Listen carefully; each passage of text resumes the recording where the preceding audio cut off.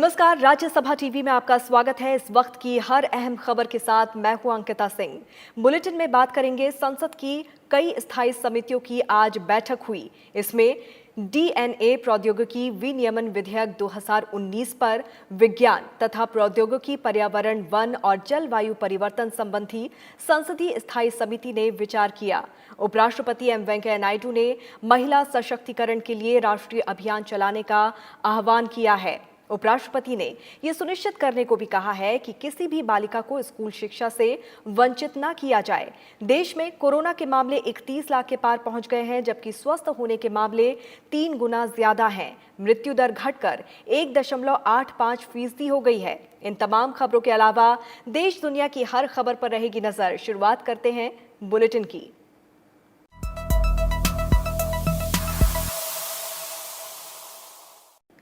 विज्ञान तथा प्रौद्योगिकी, पर्यावरण, वन और जलवायु परिवर्तन संबंधी संसदीय समिति की आज अहम बैठक हुई। इस दौरान महत्वपूर्ण विधेयक से जुड़े मसले पर विचार विमर्श किया गया। डीएनए प्रौद्योगिकी विनियमन विधेयक 2019 पर संसद की विभाग संबंधित विज्ञान तथा प्रौद्योगिकी, पर्यावरण, वन और जलवायु परिवर्तन संबंधी संसदीय स्थायी समिति ने विचार किया। राज्यसभा के सभापति एम वेंकैया नायडू ने इस विधेयक को संसदीय स्थायी समिति को पड़ताल के लिए सौंपा था। स्थायी समिति ने विधेयक के संबंध में व्यापक चर्चा और मंथन के बाद रिपोर्ट का ड्राफ्ट तैयार कर लिया है। अगली बैठक में समिति विधेयक पर अपने सुझावों को अंतिम रूप दे सकती है। कोविड-19 महामारी की वजह से अपनाए जा रहे सुरक्षा उपायों को ध्यान में रखते हुए बैठक के दौरान दस्तावेजों की हार्ड कॉपी उपलब्ध नहीं कराई गई। इस दौरान सरकार के दिशा निर्देशों के अनुसार सामाजिक दूरी बनाए रखने से जुड़े मानदंडों का कड़ाई से पालन किया गया। डीएनए प्रौद्योगिकी प्रयोग और लागू होना विनियमन विधेयक 2019 इस अनुसूची में दर्ज मामलों के संबंध में लोगों की पहचान स्थापित करने के लिए डीएनए टेक्नोलॉजी के इस्तेमाल को रेगुलेट करता है। बिल राष्ट्रीय डीएनए बैंक और क्षेत्रीय डीएनए बैंक की स्थापना भी करता है। विधेयक डीएनए रेगुलेटरी बोर्ड की स्थापना करता है। अरविंद कुमार सिंह, राज्यसभा टीवी। संसद भवन परिसर में लोकसभा की आचार समिति की आज अहम बैठक हुई। इस बैठक में सांसदों ने आचार संहिता पर विचार विमर्श किया। सांसद विनोद कुमार सोनकर की अध्यक्षता वाली आचार समिति पहली बार लोकसभा सांसदों के लिए आचार संहिता को लेकर विचार मंथन कर रही है। आचार समिति नवंबर 2019 से अब तक 3 बैठकें कर चुकी है। इसमें पहले राज्यसभा सदस्यों के लिए बनाई गई आचार संहिता और समिति के अन्य तथ्यों पर भी समिति ने गौर किया था। अभी समिति इस विषय पर और व्यापक विचार मंथन करेगी। उपराष्ट्रपति एम वेंकैया नायडू ने महिला सशक्तिकरण के लिए राष्ट्रीय अभियान चलाने का आह्वान किया है। उपराष्ट्रपति ने यह सुनिश्चित करने को भी कहा है कि किसी भी बालिका को स्कूल शिक्षा से वंचित न किया जाए। उन्होंने कहा कि हालांकि बेटी बचाओ बेटी पढ़ाओ जैसे जन अभियान का सकारात्मक प्रभाव पड़ा है, फिर भी सामाजिक सोच बदलने के लिए और भी प्रयास करने की जरूरत है। महिलाओं के साथ भेदभाव समाप्त कर उनका सशक्तिकरण करना शीर्षक से फेसबुक पोस्ट में उपराष्ट्रपति एम वेंकैया नायडू ने लिखा है कि देश की आबादी में लगभग 50% महिलाएं हैं और राजनीति समेत हर क्षेत्र में उन्हें बराबरी का अवसर दिए बिना देश प्रगति नहीं कर सकता। इसके लिए हमें अपने आचरण और कर्म से उनके साथ भेदभाव समाप्त करना होगा। उपराष्ट्रपति ने राजनीतिक दलों से आग्रह किया कि वो संसद और राज्य विधायी निकायों में महिलाओं को पर्याप्त आरक्षण देने के मामले पर जल्द से जल्द सहमति बनाएं। उपराष्ट्रपति ने हाल ही में जनसंख्या और विकास संबंधी भारतीय सांसदों का संगठन द्वारा लैंगिक अनुपात पर तैयार की गई रिपोर्ट भारत में जन्म के समय लिंग अनुपात का लोकार्पण किया था। इस रिपोर्ट के अनुसार 2001 से 17 के दौरान कन्याओं का जन्म दर सामान्य से कम रहा। स्थिति को चिंताजनक बताते हुए उपराष्ट्रपति ने इसे सुधारने के लिए जनप्रतिनिधियों, मीडिया और सरकार सहित सभी हितधारकों से युद्ध स्तर पर प्रयास करने की अपील की। उपराष्ट्रपति ने जनप्रतिनिधियों से इस स्थिति की गंभीरता के बारे में जन जागृति फैलाने का आग्रह किया। उपराष्ट्रपति ने हर नागरिक से दहेज जैसी कुप्रथा का विरोध करने और बेटों को प्राथमिकता देने वाली सामाजिक सोच को समाप्त करने को भी कहा है। भ्रूण परीक्षण कानून को कड़ाई से लागू करने पर बल देते हुए उपराष्ट्रपति ने कहा कि महिलाओं और कन्याओं के प्रति किसी भी प्रकार का कोई भी भेदभाव स्वीकार्य नहीं होना चाहिए। नए भारत के मार्ग में आने वाली गरीबी, अशिक्षा और अन्य सामाजिक कुरीतियों के खिलाफ नागरिकों के साझे प्रयास का आह्वान करते हुए उपराष्ट्रपति ने लिखा कि हर नागरिक को, विशेषकर युवाओं को, एक ऐसे समृद्ध और खुशहाल भारत के निर्माण में आगे बढ़कर योगदान देना चाहिए जहां कोई भेदभाव ना हो। Bureau report, Rajya Sabha TV. BJP Bihar का आगामी विधानसभा चुनाव मुख्यमंत्री नीतीश कुमार के नेतृत्व में लड़ेगी। भारतीय जनता पार्टी के अध्यक्ष जेपी नड्डा ने इस बात की घोषणा की है। उन्होंने कहा कि बीजेपी, जेडीयू और एलजेपी का गठबंधन मिलकर चुनाव लड़ेगा। उन्होंने विपक्ष की आलोचना करते हुए कहा कि इसमें कोई दम नहीं बचा है। बिहार विधानसभा चुनाव को लेकर बीजेपी ने कमर कस ली है।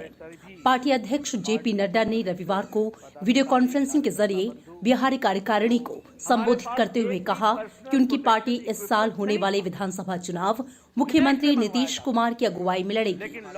राज्य में बीजेपी, जेडीयू और लोजपा का गठबंधन बरकरार है और तीनों दल मिलकर चुनाव लड़ेंगे।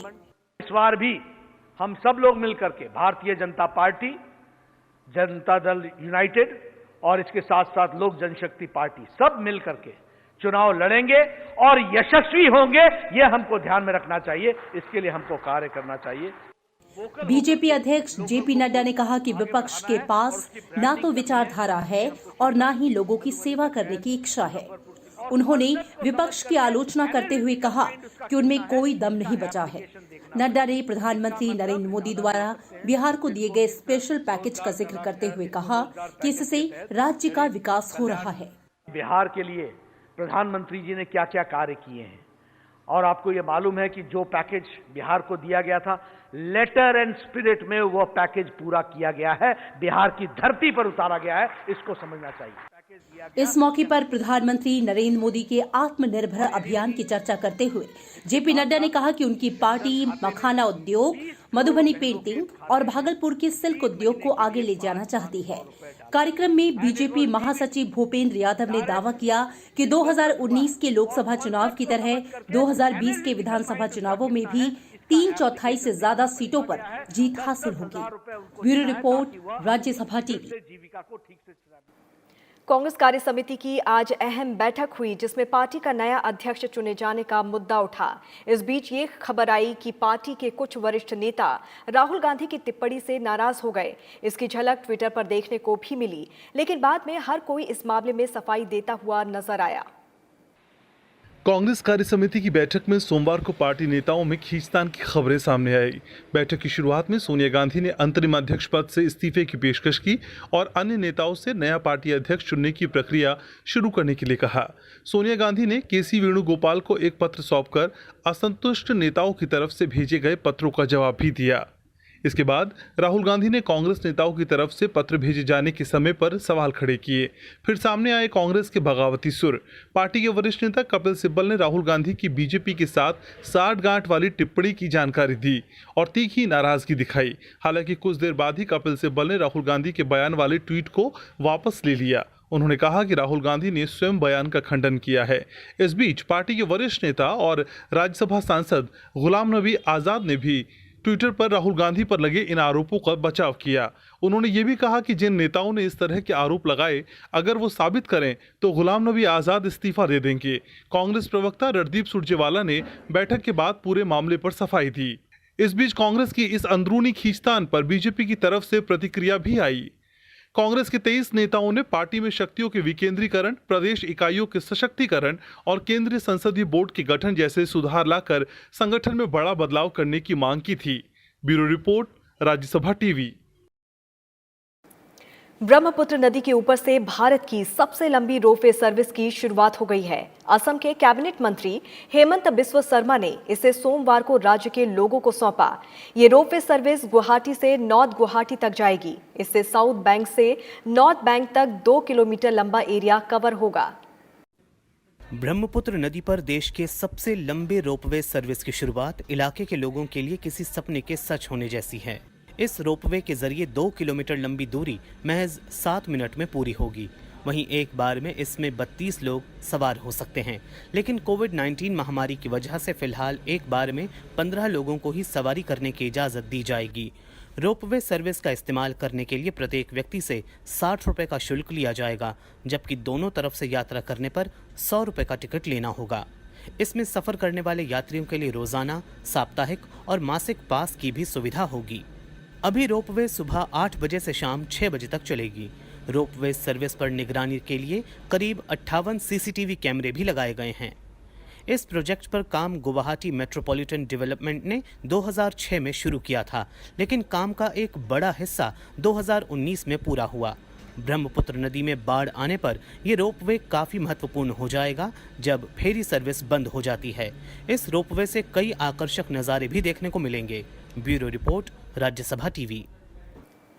सुप्रीम कोर्ट के अवमानना मामले में वकील प्रशांत भूषण ने सुप्रीम कोर्ट से बिना शर्त माफी मांगने से इनकार कर दिया है। उनका कहना है कि उनके बयान सद्भावनापूर्ण थे और अगर वो माफी मांगेंगे तो ये उनकी अंतरात्मा और उस संस्थान की अवमानना होगी जिसमें वो सर्वोच्च विश्वास रखते हैं। उन्होंने आज सुप्रीम कोर्ट में अपना दूसरा जवाब दाखिल किया। सुप्रीम कोर्ट की अवमानना मामले में वकील प्रशांत भूषण के लिए माफीनामा दाखिल करने का आज आखिरी दिन था। मामले की सुनवाई मंगलवार को होगी। इस मामले में शीर्ष अदालत ने 14 अगस्त को प्रशांत भूषण को अवमानना का दोषी ठहराया था। देश में कोरोना के मामले 31 लाख के पार पहुंच गए हैं, लेकिन राहत की बात है कि ठीक होने वाले लोगों की संख्या सक्रिय केस के मुकाबले 3 गुना अधिक है। अब तक 75.27% लोग ठीक हो चुके हैं। पिछले 24 घंटे में 61,000 से अधिक नए मामले सामने आए हैं और 54,000 से ज्यादा लोग ठीक हुए हैं। मृत्यु दर घटकर 1.85% हो गई है। केंद्रीय स्वास्थ्य मंत्रालय की ओर से जारी आंकड़ों के मुताबिक पिछले 24 घंटे में देश में रिकॉर्ड 61,408 नए केस आए हैं। अब तक देश में 31 लाख से ज्यादा कोरोना के मामले सामने आ चुके हैं। वहीं बीते एक दिन में 54,000 से अधिक मरीज ठीक हुए हैं। अब तक 23,38,000 से अधिक मरीज ठीक हो चुके हैं। वहीं 7,10,000 से ज्यादा सक्रिय मामले हैं।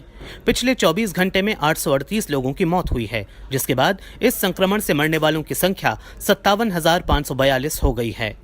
लेकिन देश में कोरोना से मरने वालों की दर घटकर 1.85% हो गई है। रविवार को देश में 6 लाख से अधिक कोरोना टेस्ट किए गए हैं। अब तक 3,59,00,000 से अधिक टेस्ट किए जा चुके हैं। आंकड़ों पर नजर डालें तो देश में कोरोना के मामले भले ही बढ़ रहे हों, लेकिन ग्रोथ रेट और मृत्यु दर में कमी दर्ज की गई और रिकवरी रेट में लगातार सुधार हुआ है। देश में जब कोरोना के 10 लाख केस सामने आए थे तो ग्रोथ रेट 3.4% और डेथ रेट 2.55% था, जबकि रिकवरी रेट 63% से अधिक था और रोजाना औसतन करीब 3 लाख टेस्ट हो रहे थे। 20 लाख केस होने पर ग्रोथ रेट घटकर 3.1%, मृत्यु दर 2.05% हो गई और रिकवरी रेट बढ़कर 67.98% हो गया था। वहीं रोजाना टेस्ट की संख्या 5.5 लाख के पार पहुंच गई।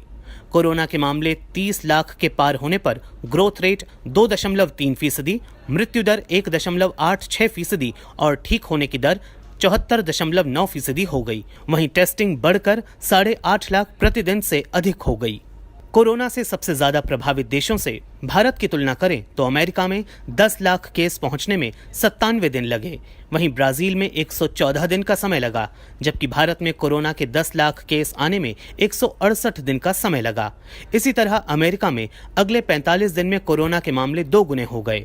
ब्राजील में 27 दिन में 10 लाख से 20 लाख मामले हो गए। भारत में 10 लाख से 20 लाख का आंकड़ा पहुंचने में 21 दिन का समय लगा। 20 से 30 लाख केस होने में अमेरिका में 26 दिन, ब्राजील में 23 दिन और भारत में 16 दिन का समय लगा। Bureau report, Rajya Sabha TV. प्रधानमंत्री केयर्स फंड ट्रस्ट DRDO की ओर से बिहार में पटना और मुजफ्फरपुर में 500 बिस्तरों वाले अस्थायी कोविड अस्पतालों की स्थापना के लिए आर्थिक मदद करेगा। इन अस्पतालों में 125 ICU बिस्तरों की व्यवस्था की गई है। इसके लिए वेंटिलेटर्स की व्यवस्था भी PM केयर्स फंड की ओर से सुनिश्चित की जा रही है। इसके अतिरिक्त 375 सामान्य बिस्तरों की व्यवस्था भी इन स्वास्थ्य केंद्रों पर की जा रही है। बिहार समेत देश के 10 राज्यों में कोरोना के सबसे ज्यादा मामले हैं। महाराष्ट्र में 6 लाख से ज्यादा, तमिलनाडु और आंध्र प्रदेश में 3 लाख से अधिक केस आ चुके हैं। पिछले 24 घंटे में 5 राज्यों में कोरोना के सबसे ज़्यादा मामले हैं। इन राज्यों में अब तक कोरोना के सबसे ज़्यादा मामले भी आए हैं। देश में आए कुल मामलों में महाराष्ट्र में करीब 22% मामले हैं। यहाँ 6,82,000 से अधिक मामले आए हैं। राज्य में रिकवरी रेट 71% से अधिक है। तमिलनाडु का हिस्सा करीब 12.21% है। यहाँ 3,79,000 से अधिक मामले हैं। तमिलनाडु में रिकवरी रेट 84% से ज़्यादा है। आंध्र प्रदेश में 3.5 लाख से ज़्यादा मामले आ चुके हैं, जो देश में आए कोरोना के केस का 11.37% है। रिकवरी रेट 73% से अधिक है। कर्नाटक में 2,77,000 से अधिक केस आ चुके हैं। यहाँ रिकवरी रेट 68% से ज़्यादा है। इसी तरह उत्तर प्रदेश में 1,87,000 से अधिक मामले आए हैं।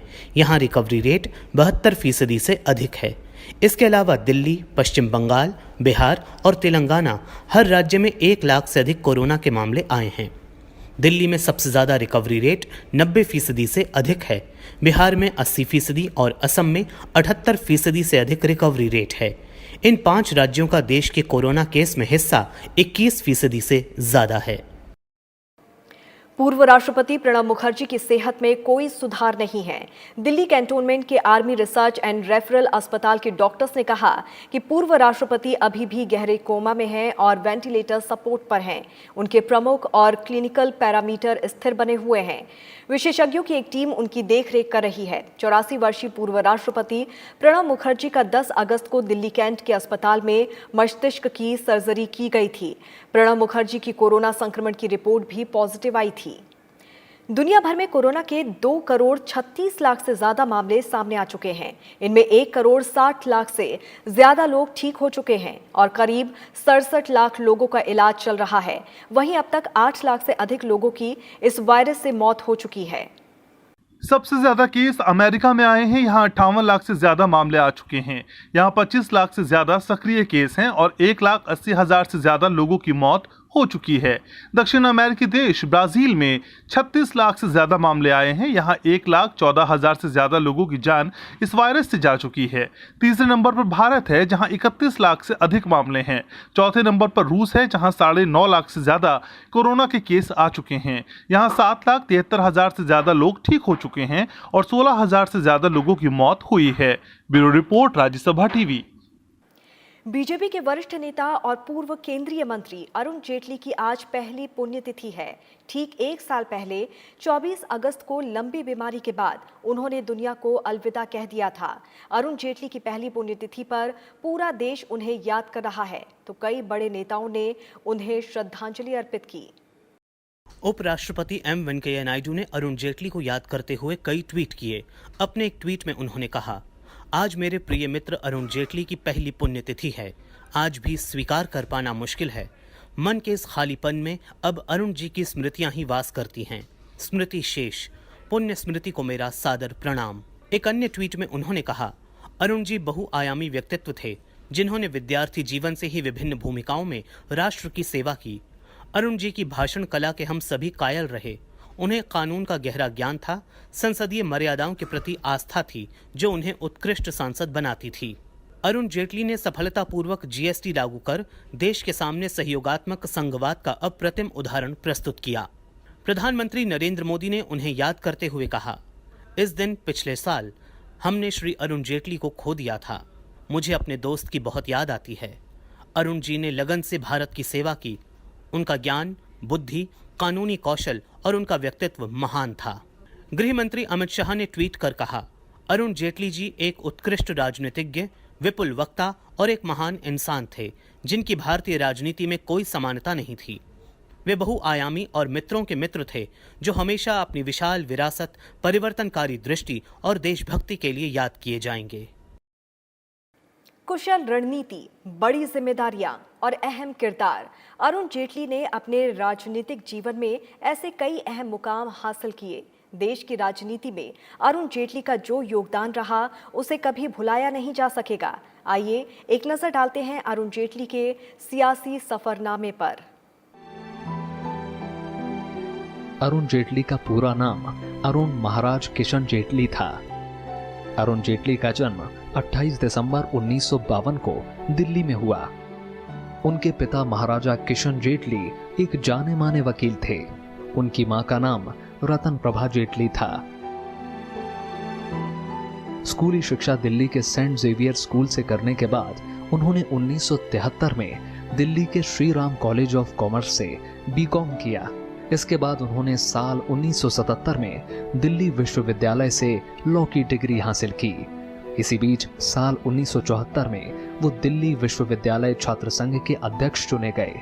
साल 1973 में लोकनायक जयप्रकाश नारायण ने जब भ्रष्टाचार समेत देश के कई तत्कालीन मुद्दों को लेकर संपूर्ण क्रांति आंदोलन शुरू किया तो अरुण जेटली ने भी इस आंदोलन में बढ़ चढ़कर हिस्सा लिया। साल 1975-77 के दौरान आपातकाल के दौरान वो इंदिरा गांधी सरकार के खिलाफ आंदोलन में सक्रिय रहे और इस दौरान उन्हें 19 महीने जेल में रहना पड़ा। जेल से वापसी के बाद अरुण जेटली जनसंघ के सदस्य बने और साल 1977 में लोकतांत्रिक युवा मोर्चा के संयोजक बने। दिल्ली विश्वविद्यालय से लॉ की पढ़ाई पूरी करने के बाद अरुण जेटली ने वकालत को अपनाया। 1977 में एलएलबी करने के बाद अरुण जेटली देश के कई उच्च न्यायालयों और सुप्रीम कोर्ट में वकालत करने लगे।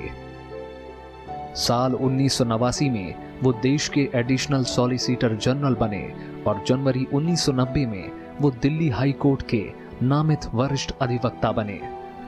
अतिरिक्त सॉलिसिटर जनरल रहते हुए उन्होंने बोफोर्स घोटाले की जांच की तफसील तैयार की थी। 1998 में नशीले पदार्थों की तस्करी पर रोक लगाने के लिए अंतर्राष्ट्रीय कानून को अधिनियमित करने के उद्देश्य से आयोजित संयुक्त राष्ट्र संघ सम्मेलन में वे भारत सरकार के प्रतिनिधि के तौर पर शामिल रहे। 1977 में अरुण जेटली अखिल भारतीय विद्यार्थी परिषद के सचिव और 1980 में अध्यक्ष बने। 1991 में बीजेपी के राष्ट्रीय कार्यकारिणी के सदस्य बने और जुलाई 2002 को उन्हें बीजेपी का जनरल सेक्रेटरी नियुक्त किया गया। साल 1999 में बीजेपी के नेतृत्व वाली एनडीए गठबंधन की अटल बिहारी वाजपेयी सरकार के सत्ता में आने पर अक्टूबर 1999 में अरुण जेटली को सूचना और प्रसारण राज्य मंत्री स्वतंत्र प्रभार बनाया गया। इसके अलावा उन्हें विनिवेश राज्य मंत्री स्वतंत्र प्रभार भी नियुक्त किया गया। इसके बाद जेटली 2000 में कानून, न्याय और कंपनी मामलों के केंद्रीय मंत्री बने। नवंबर 2000 में उन्हें कानून, न्याय और कंपनी मामलों के अलावा जहाजरानी मंत्री बनाया गया। जनवरी 2003 में केंद्रीय मंत्रिमंडल में उन्हें आज मां भारती के लिए शहीद होने वाले राजगुरु की जयंती है। शिवराम हरि राजगुरु भारतीय स्वतंत्रता संग्राम के एक प्रमुख क्रांतिकारी थे। इन्होंने भगत सिंह और सुखदेव के साथ हंसते हंसते 23 मार्च 1931 को फांसी के फंदे को गले लगा लिया था। भारतीय स्वतंत्रता संग्राम के इतिहास में राजगुरु की शहादत एक महत्वपूर्ण घटना थी। उपराष्ट्रपति एम वेंकैया नायडू ने राजगुरु की जयंती में उन्हें नमन करते हुए कहा कि अमर शहीद राजगुरु की जन्म जयंती पर स्वाधीनता आंदोलन के युवा नायक को सादर नमन। हमारी आजादी आपके महान बलिदान की सदैव ऋणी रहेगी। केरल के गांधी के नाम से लोकप्रिय कोलापल्ली केलप्पन नायर की आज 131वीं जयंती है। केलप्पन का जन्म 24 अगस्त 1989 को केरल के कालीकट में कोयलंती के कुचुकुनु के छोटे से गांव में हुआ था। एक सुधारक, भारतीय स्वतंत्रता सेनानी, शिक्षाविद और पत्रकार, नायर सर्विस सोसाइटी के संस्थापक सदस्य और अध्यक्ष थे। भारतीय स्वतंत्रता आंदोलन के दौरान वो केरल में भारतीय राष्ट्रीय कांग्रेस के प्रमुख व्यक्ति थे और केरल गांधी के नाम से लोकप्रिय थे। प्रधानमंत्री नरेंद्र मोदी की प्रकृति प्रेम से सभी वाकिफ हैं। उन्होंने अपने अनेक संवादों में प्रकृति और पक्षियों के साथ लगाव को साझा भी किया है। प्रधानमंत्री ने रविवार को अपने इंस्टाग्राम पेज पर एक वीडियो साझा किया है जिसमें वो अपने आधिकारिक आवास 7 लोक कल्याण मार्ग पर सुबह के नियमित व्यायाम के दौरान मोर को दाना चुगाते हुए दिख रहे हैं। उनके नियमित व्यायाम के दौरान मोर अक्सर उनके साथी होते हैं। प्रधानमंत्री नरेंद्र मोदी ने अपने आवास पर चबूतरे भी बनाए हुए हैं।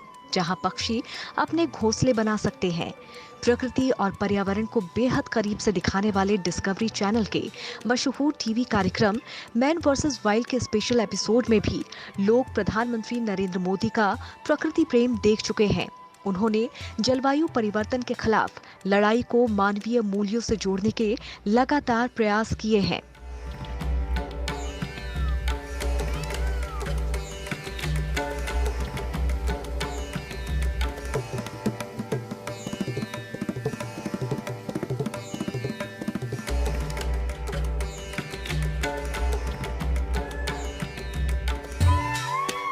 प्रधानमंत्री ने इंस्टाग्राम पेज पर वीडियो साझा करने के साथ अपनी कविता भी साझा की है। भोर भयो बिन शोर, मन मोर भयो विभोर, रग रग है रंगा, नीला भूरा श्याम सुहाना, मनमोहक मोर निराला। रंग है पर राग नहीं, विराग का विश्वास यही, न चाह न वाह न आह, गूंजे घर घर आज भी गान, जिए तो मुरली के साथ, जाए तो मुरलीधर के ताज। जीवात्मा ही शिवात्मा, अंतर मन की अनंत धारा, मन मंदिर में उजियारा सारा, बिन वाद विवाद संवाद, बिन सुर स्वर संदेश, मोर चहकता मौन महकता। Bureau report, Rajya Sabha TV.